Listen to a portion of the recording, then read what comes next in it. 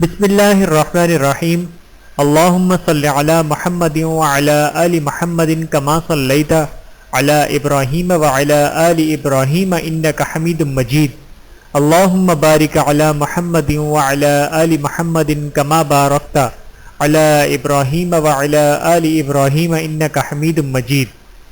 بسم اللہ الرحمن الرحیم۔ السلام علیکم ورحمۃ اللہ وبرکاتہ۔ اولیاء اللہ کا شہر۔ ایک بزرگ فرماتے ہیں کہ میں نے جناب رسول اللہ صلی اللہ علیہ وآلہ وسلم کے روضہ مطہرہ پر نور اولیاء اللہ کو دیکھا، میں بھی ان کے پیچھے ہو لیا۔ ان میں سے ایک نے میری طرف ملتفت ہو کر فرمایا، کہاں جاتے ہو؟ میں نے کہا تمہارے ساتھ، کیونکہ مجھے تم سے محبت ہے، اور میں نے سنا ہے کہ جناب رسول اللہ صلی اللہ علیہ وآلہ وسلم نے فرمایا ہے، آدمی اسی کے ساتھ ہے جس سے اس کو محبت ہے۔ پھر ان میں سے ایک نے کہا، جہاں ہم جاتے ہیں وہاں تم نہیں جا سکتے، کیوں نہ وہاں وہ شخص جا سکتا ہے جس کی عمر 40 سال کی ہو۔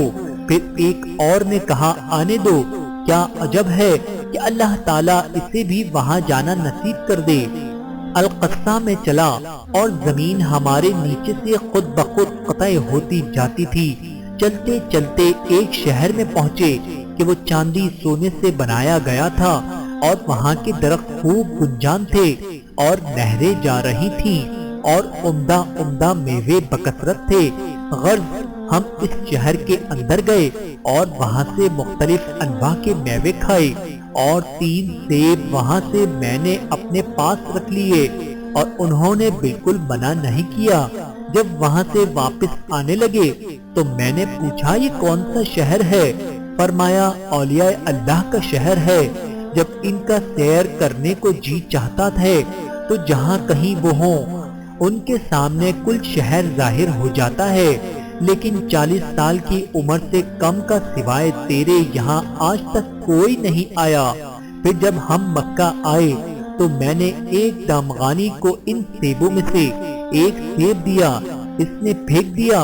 اس پر میرے ہمراہیوں نے مجھے ملامت کی اور کہا کہ جب تو گرسنا ہو تو اس باقی سیب سے کھا لینا، وہ بدستور رہے گا، فنا نہ ہوگا۔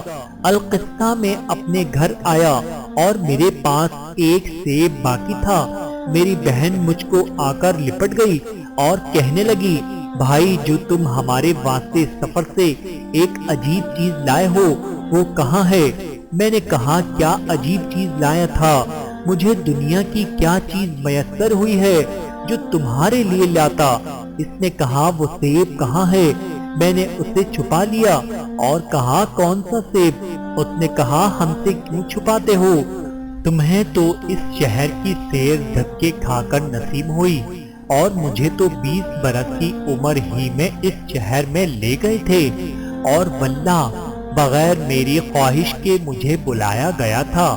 میں نے کہا، بہن یہ کیا کہتی ہو؟ مجھ سے تو ایک بزرگ نے فرمایا کہ 40 سال سے کم عمر والا اس میں کوئی آج تک سوائے تیرے نہیں آیا۔ کہنے لگی، ہاں یہ قاعدہ مریدین اور عشاق کے لیے ہے، اور جو مراد اور محبوب ہیں وہ اس میں جب چاہے جا سکتے ہیں، اور اس سے کچھ ناراضی نہیں ہوتے، اور جب تم چاہو میں اس شہر کو دکھا سکتی ہوں۔ میں نے کہا، اچھا ابھی دکھاؤ۔ اس نے کہا، اچھا دکھاتی ہوں۔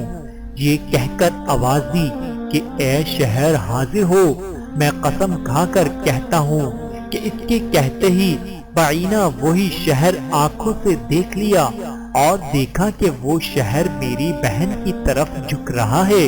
میری بہن نے اس کی طرف ہاتھ بڑھا کر مجھ سے پوچھا، اب بتاؤ تمہارا سیب کہاں ہے؟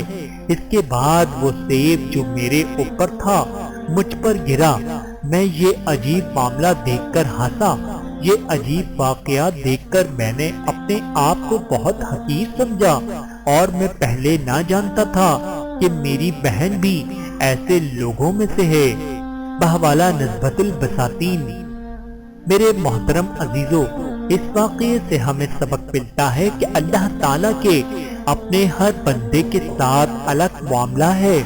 بعض باتیں تو ظاہر کرنے سے ظاہر ہوتی ہیں، لیکن اکثر باتیں دل ہی دل میں رہتی ہیں۔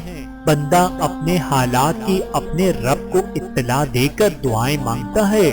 اسی طرح بہت سی باتیں اللہ تعالیٰ اپنے بندوں سے بطور کرامت کے ظاہر فرماتے ہیں جو ہر ایک سمجھ نہیں پاتا۔ اس لیے بہت سے لوگ ایسی باتوں کو سن کر انکار بھی کر دیتے ہیں، حالانکہ کرامت اولیاء برحق ہیں۔ اللہ تعالیٰ اپنا تعلق نصیب فرمائے۔ آمین ثم آمین یا رب العالمین۔